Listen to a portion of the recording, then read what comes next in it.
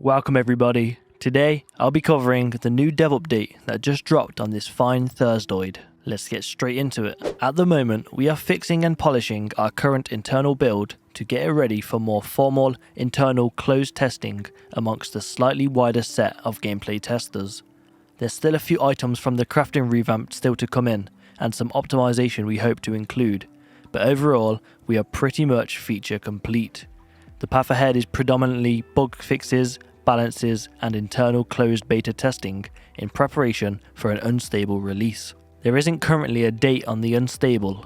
This will depend heavily on how many serious bugs we still have to resolve, and once we are into this slightly larger closed testing group, what the feedback is like on things like the big changes to crafting and how players feel when they are dropped into it for the first time. Right now, there's elements of Build 42 that we know aren't fun. There are also some showstoppers we are in the process of erasing. While the first unstable beta clearly doesn't need to be perfect, it does need to be fun, balanced as much as it could be, not have any broken aspects, and make a good first impression, especially considering the amount of time it has taken. It's definitely good they understand that, because if they dropped Build 42 and it was just awful, after waiting this long, I feel like a big chunk of the player base would just give up. It could be we drop the build on closed tester group laps and it goes down a storm, and has relatively few problems. It could be that elements of new systems are annoying or confusing, meaning that we have to go back to make things smoother and more intuitive. While we desperately want this to be out and keenly feel the community's pain, we don't want to put out a duff build and disappoint anyone after the long wait. So we'll take the testers' feedback seriously and won't be shy of investing time into addressing any of the big concerns they may have or mega bugs that they may report. So please take this as it's not going to be out imminently, but also consider it's a clear road sign pointing towards us kicking unstable out of the door and the light at the end of the tunnel getting brighter. We'll go into a bit more detail on some other aspects of 42 dev at the close of the blog, but first a few other items of information / housekeeping. So it is a shame to not have even a rough kind of timeline when to expect it, and they are addressing that they understand how us as a community feel, and we are on the right path. Just a little bit more patience and it will all be worth it. So this next section is titled Single Player Unstable Beta. As many will be aware, the unstable beta of Build 41 was released with multiplayer disabled. During this time, the multiplayer was being rewritten from the ground up to work with the new animation system and also to improve multiplayer stability and general immersion into the improved animations and gameplay. This time around, again, we plan on initially releasing the Build 42 Unstable with multiplayer disabled. This is for several reasons, but it will primarily mean that we can address single player issues in the unstable beta in more bite-sized chunks without drowning in bug and issue reports, and it will also clearly allow the multiplayer team a little extra time to fix up and polish. A lot of huge changes have been made to improve security of multiplayer, with changes such as server-side inventory and countless other anti-cheat measures to make the game more server authoritative, to help secure servers from being sent any kind of spoofed commands that cause issues with cheaters and such.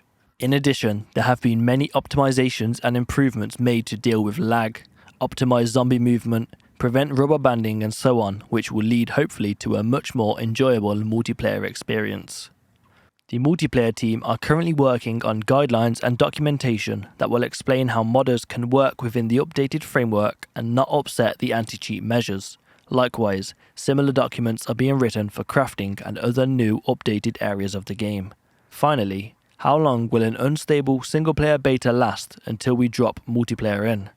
Uncertain, but this stuff isn't being written from scratch and is already mostly functional. It's a different situation to the one that saw the lengthy wait for multiplayer integration for 41. So it makes sense their primary focus is on single player, as I would guess that is where the majority of the player base is. It's also good they understand the importance of mods in this game and are basically working to help modders improve the game, writing documents and guidelines and such. And talking about mods, this next section is titled Modpocalypse, and this will address something we're all thinking. With such a huge update to the game, it is inevitable that almost every mod that exists will be invalidated in some capacity. With the new crafting systems especially, it's unlikely any mod will work out of the box. However, What we do have is new modding architecture, which will help a lot in the transition. That's heavily inspired by the way that a certain game that's set on a world out on the rim does it. I'm not too informed on the whole Rimworld modding community, but it's clear that the Indie Stone are taking a page out of their book. Essentially, Ateron's been working on heavily improving the mod system to allow for version mods to be included in a workshop item. They then go in depth on how it all works with the different directories for different builds and updates. If you want to read through all of that, you can check out the dev blog, which is linked in the description. What this will all mean is that when modders update their mods to work with Build 42, they can leave the Build 41 files within the mod package and continue to work on Build 41 content as and when they desire. Simultaneously, however, they'll be able to support the Build 42 beta without destroying that compatibility with Build 41 stable. From that point on, they'll then have much more intelligent versioning to allow for extra power to update their mods in ways that won't be destructive to older builds of the game. In addition to this, 42's new mod load order functionality will make submods and mod packs a lot easier to create. Finally, because of these huge changes and the likelihood that so few mods at all will work with Build 42 on first release, we currently plan to automatically disable all mods on first load, and Build 42 will be unable to load any of the Build 41 mod files until a workshop item has been prepared using a 42 directory. This will be necessary in limiting the amount of bug reports we'd inevitably get from people loading up their Build 41 mod lists and completely breaking the game. I feel there'll be a small handful of people who are not too happy about that, the fact you have no option to load up with mods, but if you look at the greater picture it does make sense, and in the long run it will only help the game. Next up we have internal build now. As indicated above, we're pretty much feature complete with some crafting elements still on their way. There's various issues lurking in the tester build that need investigation and sorting.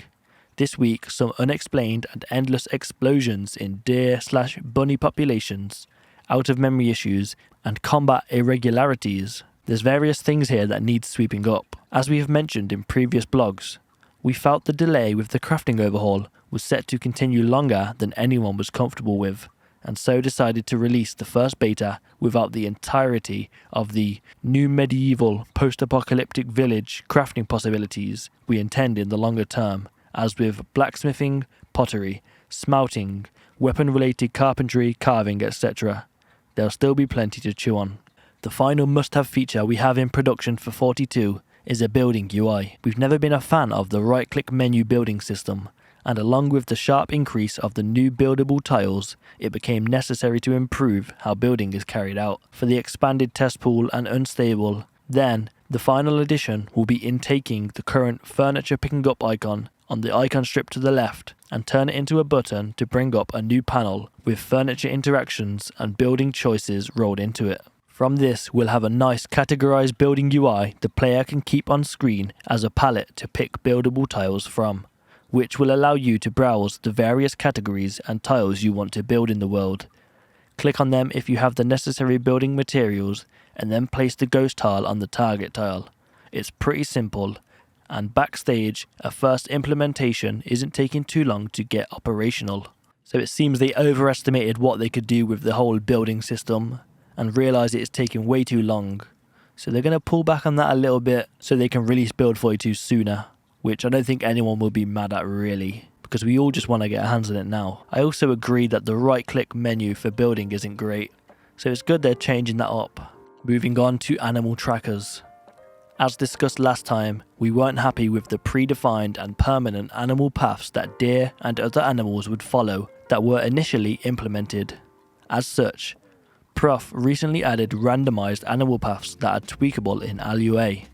New paths are generated using the seed given when you create a world. They are static in the sense that they don't self-modify after you started a game, but dynamic in the sense that you will never know what journeys deer will be taking in any fresh world. In future, we'll explore regenerating these paths if they are overhunted. So. While it's not a complete tech tree at the moment, Tailoring has got some attention, and players should be able to grind the first levels from looted or farmed materials. These do not require a specific crafting station, but higher level options that will add during Unstable will. I really like the idea of different crafting stations and workbenches for different items at different levels. Definitely spices up the whole crafting system. ups and downs. Partly due to game imbalance, and partly because with the new crafting, we didn't want to replicate the vertically placed workstation spam crafting that you can sometimes see in games like Minecraft. We spent an afternoon revising sheet rope climbing mechanics while waiting for a crafting blocker to clear. Previously, only drunk players had a chance of falling when climbing a sheet rope. In Build 42, now any player has a chance to fall when climbing a sheet rope to higher floors after an initial grace period has elapsed. The duration of which period and the chance to fall is determined by negative moodles, skills such as strength, fitness and nimble, appropriate traits like dexterous or gymnast, and professions like burglar. Additionally, characters will accumulate muscle strain if they climb ropes for enough time, and without resting. There's a smaller chance of falling from a rope while descending. Also, while all of this can be toggled off in Sandbox. I like the fact they're actually giving us more options for Sandbox so you can tailor the experience to how you want it, because not everyone are masochists and want the game to be as hard as possible. Next up is the tools update. In the background to the Build 42 work, Zach has been overhauling the AnimZ tool that has made the success of Build 41 possible. This will be of great aid when it comes to final Build 42 polish and all versions beyond this. The core of every good Survivor character brain is a logic state network, he explains. The player's character might be walking, and from that they could start running, stop entirely, climb fence, aim, sneak, etc. All the animation frameworks for players and Zeds need to be keyed into all available potential outcomes that the player or game might dictate. Our problem increasingly was that our characters' brains were getting pretty complex. We are adding all sorts of new abilities in both 42 and beyond, and they are getting bigger and bigger still. Up until now, we haven't had a tool to visualize the network. We've been editing the structure manually by editing XML files. This has led to pain when trying to incorporate a new feature or figure out why a character is doing the wrong thing. It's always taken a lot of manually parsing reams of network circuitry, and it slowed integration down. So, we have been building a proper logic network editor, named it AnimGraph Zeditor. That should be a big boost in making more and more complex brains. The importance of having a robust logic network editor cannot be overstated for final polish of elements of 42, and everything that lies beyond it. Essentially taking the abstract mass of logic conditionals, states and transitions and puts them up on the screen as circuit diagrams. From here, we can identify problems and faulty circuits, and it makes it much easier to implement new features and capabilities. Wow, reading that was like a tongue twister. They're getting real technical with it, and I do grasp what they mean on a surface level, but it is way too technical for me. While we are in this area, it should also be mentioned that it is still our plan to release AnimZ to the community, and this will most likely follow Build 42 release. Now the last section, titled Weapon Testing, is just a quick compilation video which you would have seen on screen already. And they say this quick video compilation of recent in-game weapon testing featuring all the old familiars, but also a whole bunch of the new items that you'll be able to crack heads open with in the next version. These devlogs are obviously now introducing a lot less new features as they get into the latter stage of development, but as they said, they can finally see the light at the end of the tunnel. We've all been very patient, and we still need to continue doing so, but it's good to know Build 42 is finally in reach, and it shouldn't be too long now. Well, thank you so much for watching. Please leave a like, comment, subscribe, and I'll see you in the next one. Peace.